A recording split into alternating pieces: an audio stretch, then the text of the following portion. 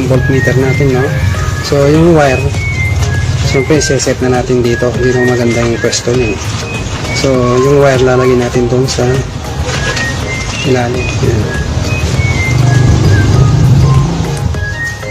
Ihanap na natin yung connection ng wirings. So doon tayo sa ilalim. May green wire doon at black wire dito. So dito natin kakabit yung red wire.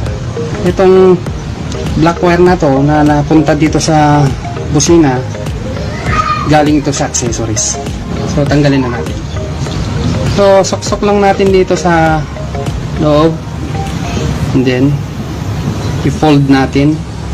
Then pag naka-fold ng ganyan, hawakan natin dito para ipit. And then sok-sok natin ulit. So nasok-sok na natin, no? So ito naman, saan natin kakabit? Itong ground.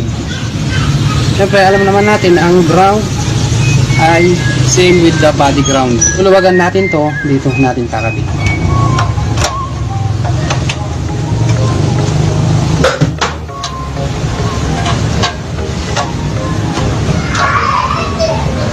Yan. So nakabit na natin, no? Punta na tayo doon sa may susian. So nandito na tayo sa may harapan, no?